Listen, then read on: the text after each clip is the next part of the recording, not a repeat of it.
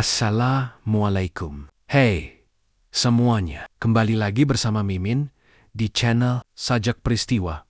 Semoga untuk kalian yang sudah mendengarkan diberikan kesehatan, dilancarkan rezekinya, serta selalu dalam lindungan Sang Maha Pencipta. Sebelum kita lebih jauh dengan cerita horornya, seperti biasa kita masuk ke dalam intro.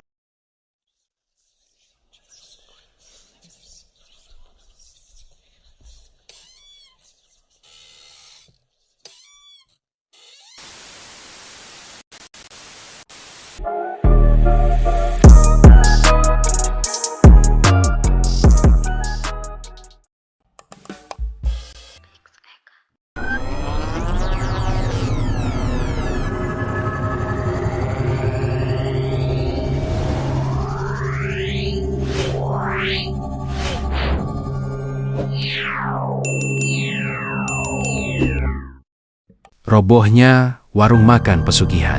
Sudah 1 bulan ini Pak Jin gelisah. Warung makannya yang selalu ramai tiba-tiba sepi pengunjung. Sementara pesaingnya yang berada tak jauh dari warungnya justru sebaliknya, ramai dan selalu didatangi orang sepanjang hari. Padahal selama ini 80% pemilik perut lapar kebanyakan datang ke warung Pak Jin. Wah, bahaya ini.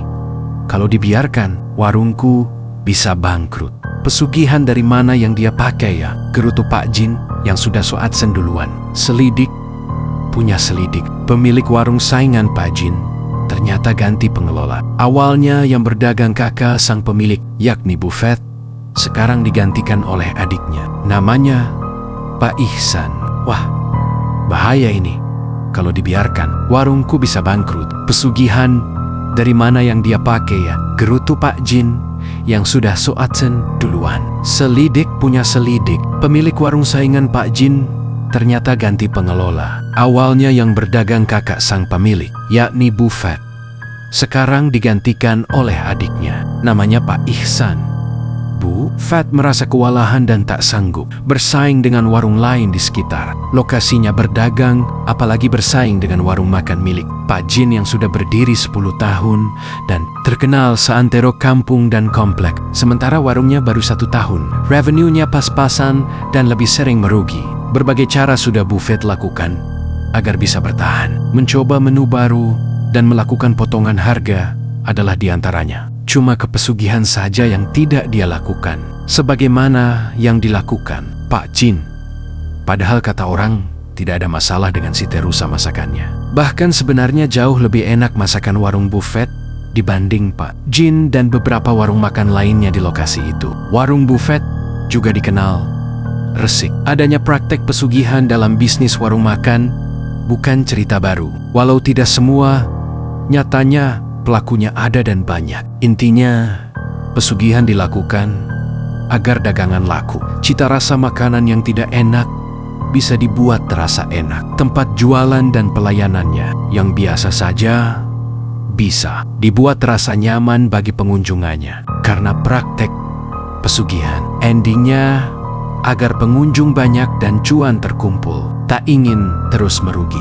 Akhirnya Buffet menyerahkan pengelolaan warungnya kepada Pak Ihsan, adiknya. Pak Ihsan tertarik dan tertantang profit sharing. Kebetulan dia dikenal sukses sebagai pengusaha toko kelontong dan pemasok ayam potong di kotanya. Dia ingin juga mencoba peruntungan di bisnis rumah makan. Dalam mengelola warung barunya, Pak Ihsan tak banyak melakukan perubahan. Dia menjaga semua aset yang Buffet serahkan. Tukang masak dan pelayannya tetap sama. Menu makanan dan minumannya sama.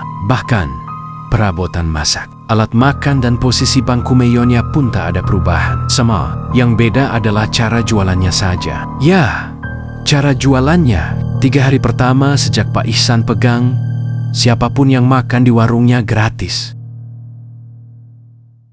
Program makan gratis selama 3 hari itu dia promosikan lewat sosial media kepada komunitas pengemudi online, anak kos, dan pegawai rumah sakit umum. Daerah yang selama ini jadi sasaran konsumen semua warung makan di lingkungan tempatnya berdagang. Saja ini, rumah makan Pak Jin adalah yang paling sukses melayani lapar dan dahaga mereka. Selain melakukan promo lewat program makan gratis Di 3 hari awal pengelolaannya, Pak Ihsan juga memberikan paket sedekah makanan gratis 2 lauk setiap hari Jumat sebanyak 100 bungkus. Dia juga menerima hutangan bagi para konsumen setianya dengan pola 3/10. Makan dalam seminggu, yang keempat kali boleh berhutang untuk dibayar di akhir bulan. Cara Pak Ihsan berdagang tersebut ternyata membuat pelanggan warung Pak Jin pindah makan ke warungnya. Berbondong-bondong mereka antre berjajar makan dan minum di sana. Harga yang wajar,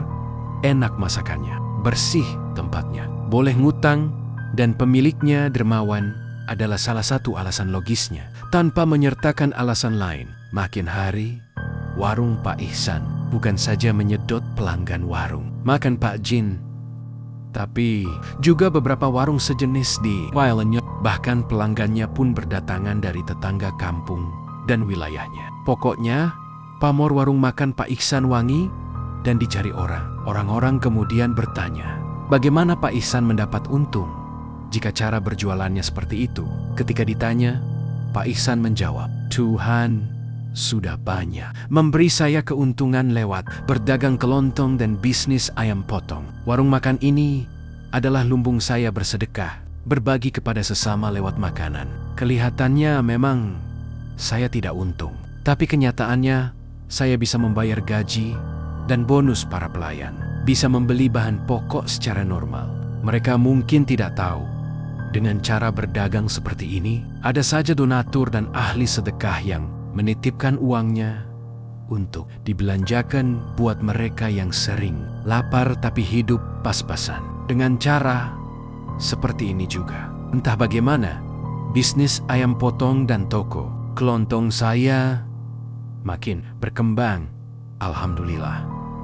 Itulah kunci sukses. Pak Ihsan mengelola warungnya yang ramai. Sementara itu, Pak Jin yang merasa warungnya makin sepi pengunjung, tak siap melawan. Dia meratap kepada simbah mentor pesugihannya. Apa yang harus saya lakukan, Mbah? Warung saya makin sepi.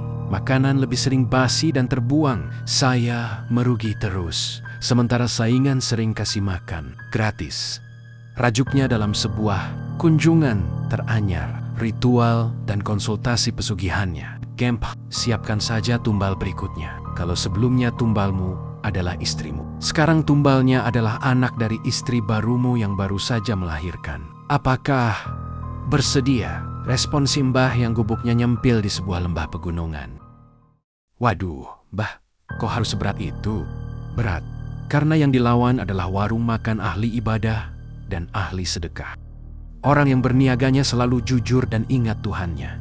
Lah kamu, makanya demit yang dikirim untuk meladeninya pun harus level ahli perusak. Perniagaan yang mumpuni. Dan tumbalnya ya, anakmu, Pak Jin, sedih dan nelangsa. Ketulungan mendapat jawaban simbah. Dia ingin nekat, tapi takut. Akhirnya dia pulang dengan beribu pikiran buruk. Mumet, dia tak memberi keputusan. Sampai akhirnya warung makannya bangkrut karena sepi dan roboh karena kebakaran akibat kompor meleduk. Pak Jin akhirnya jatuh. Susah, miskin, sampai akhirnya ia rajin antre paket makanan gratis setiap hari Jumat di warung Pak Ihsan. Termasuk ikut program boleh berhutangnya. Pedagangnya menggunakan praktik mistis untuk melariskan dagangannya.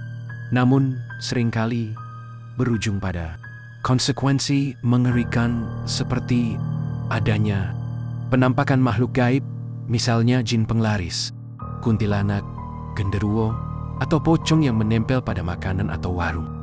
Serta kejadian mistis lainnya yang membahayakan keluarga pemilik atau pelanggan.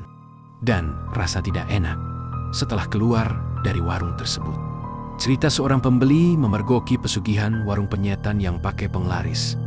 Hari ini, aku akhirnya bisa jalan-jalan. Sejak sebulan terakhir, aku sibuk bekerja di menjadi kurir, mengantarkan barang dari rumah ke rumah. Pun juga teman-temanku, mereka juga sibuk mengais rezeki demi sesuap nasi. Karena hari ini, hari libur nasional. Aku dan kedua sahabatku, Randy dan Bagus, berencana untuk makan bersama sambil mengobrol santai. Randy yang pekerjaannya paling baik di antara kita bertiga, mau membonceng kami di mobilnya. Yang penting ada di antara kami yang punya mobil dan bisa dibuat jalan-jalan bareng. Setelah menunggu selama 5 menit di depan rumah, Randy dan Bagus akhirnya muncul. Aku langsung bergegas menaiki mobil dan duduk di sebelah Randy yang sedang menyetir. Seketika aku masuk, kami langsung melakukan tos andalan kami. Sejak SMA, mau makan apa kita hari ini, bro? Celetuk Bagus. Lagi pengen penyetan nih, ke warung makan, Cak Makar aja yuk. Seru. Aku terserah kalian aja lah. Bisa makan bareng aja udah seneng banget, kataku menimpali. Tak banyak berdiskusi. Kami kemudian langsung meluncur ke tempat warung Cak Makar berada. Jarak yang kami tempuh sebenarnya lumayan jauh dari rumahku. Terlebih, jalanan Surabaya pasti sangat ramai di jam pulang kerja seperti ini. Untuk memecah keheningan, aku akhirnya membuka percakapan. Ngomong-ngomong, kita seriusan mau makan di tempat itu, Tony aku. Lah, serius dong, Don. Masa bohong sih? Kata Bagus menimpali. Emang ada apa sama warung itu? Randy bertanya. Penasaran. Ini denger-denger aja sih. Bener atau enggaknya aku nggak tahu ya. Katanya. Banyak yang bilang kalau warung itu pakai pesugihan. Kataku. Ah, yang bener aja kamu, Don.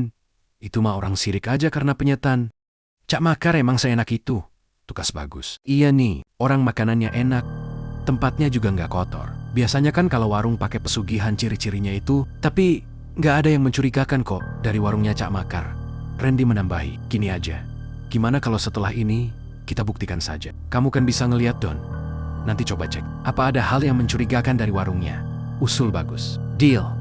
Sambarku langsung setuju. Ternyata warung itu ramai sekali saat kami datang. Hampir saja mobil kami tidak mendapat tempat parkir. Tapi kami bersyukur sekali atas kelihayan tukang parkir di situ. Berkatnya, mobil kami bisa mendapatkan tempat, meski agak jauh dari warungnya. Kalau boleh dibilang, aku tidak percaya dengan omongan orang. Meskipun aku bisa melihat, bukan berarti aku suka. Tidak hanya yang dikatakan Randy, bahwa penyetan Cak Makar seenak itu. Aku juga tidak menemukan tanda-tanda mencurigakan sejauh ini. Warungnya yang berada di deretan ruko ini punya banyak meja. Selain itu, tempatnya juga terang benderang. Ah, memang benar, orang-orang itu hanya sirik saja dengan kesuksesan Cak Makar.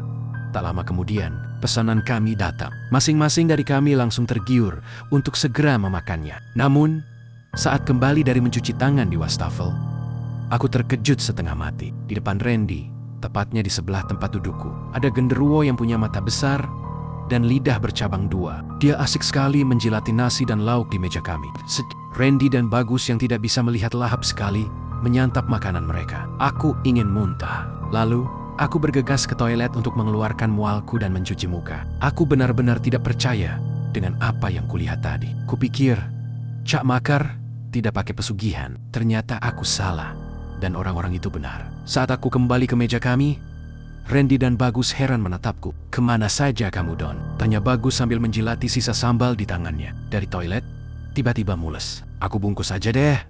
Makannya, yang ini, makan saja, kataku sambil menyodorkan makananku ke mereka. Randy dan Bagus saling menatap satu sama lain. Bukan karena heran dengan tingkah lakuku, melainkan mereka bertatap untuk menentukan siapa dapat apa. Kemudian, mereka yang mungkin masih kelaparan itu segera menghabiskan makanan di hadapan mereka. Selama menunggu mereka menyelesaikan makananku, aku memesan lagi menu yang sama. Aku hanya ingin membuktikan sekali lagi kalau Cak Makar benar-benar melakukan pesugihan. Yuk, kita balik aja, kataku. Ya, Don.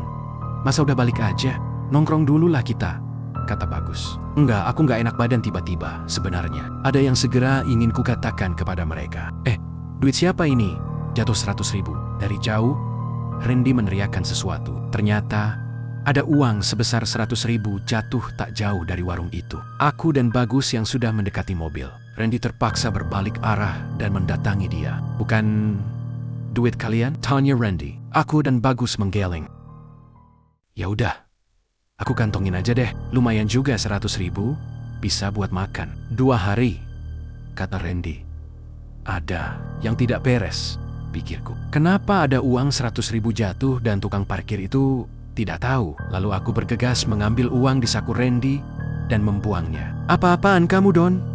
Randy terlihat marah. Aku jelasin di mobil aja, kataku sambil menarik tangan mereka berdua untuk menuju mobil. Sesampainya di mobil, mereka langsung mencercaku dengan banyak pertanyaan. Jadi, yang dibilang orang-orang itu benar, Cak Makar pakai pesugihan.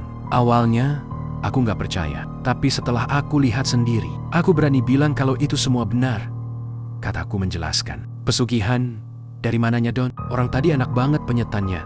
Sampai kita ngabisin punya kamu loh. Ya kan, Ren? Kata Bagus yang disambut anggukan Randy. Aku melihat sendiri, Ren. Gus, tadi ada genderuwo menjilati makanan kita di meja. Makanya, aku tadi nggak makan karena habis muntah di toilet. Dan uang tadi itu adalah cara dia mencari tumbal untuk pesugihannya. Makanya aku tidak mau kamu mengambil uang sembarangan itu. Kataku meyakinkan mereka. Mendengar itu, perut mereka terasa mules dan mual. Terakhir, aku akan membuktikan ke mereka kalau perkataanku benar. Ini, ada yang aku bungkus. Kalau ini tidak enak, berarti tidak ada yang diragukan lagi, kataku. Kemudian, masing-masing dari kami mencicipi makanan yang aku bungkus tadi. Dan benar, rasanya sangat tidak enak. Hampir seperti nasi dan lauk busuk. Sejak kejadian itu, aku dan kedua sahabatku tidak pernah membeli penyetan di warung itu lagi. Pesugihan adalah sarana untuk mencapai sebuah keinginan pelaku pada beberapa hal yang diimpikan,